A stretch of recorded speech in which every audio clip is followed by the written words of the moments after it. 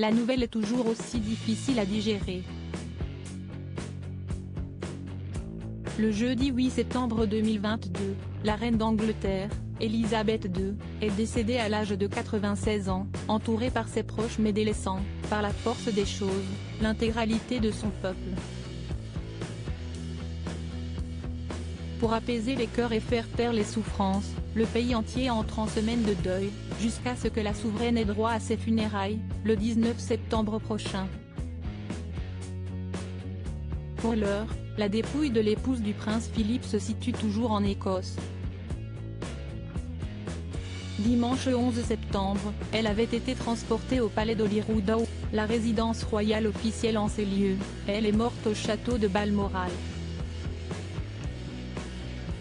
La reine est actuellement à Édimbourg, la capitale de l'Écosse, et le peuple britannique peut finalement lui faire ses adieux.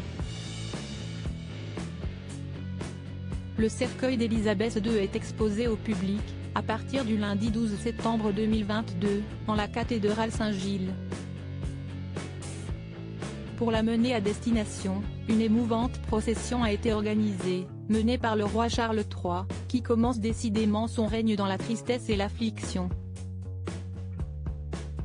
Il était ce matin au Parlement de Londres, avec son épouse, la reine consort Camilla, pour recevoir les condoléances des présidents des deux chambres.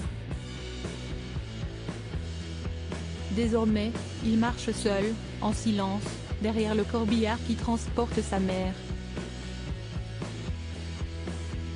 Mais cette belle harmonie a été interrompue par un jeune homme, hurlant des propos imperceptibles, rapidement interrompus par les forces de l'ordre.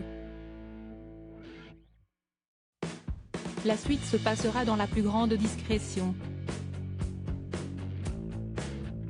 Après la procession, une cérémonie religieuse aura lieu lors de laquelle la couronne d'Écosse sera déposée sur le cercueil.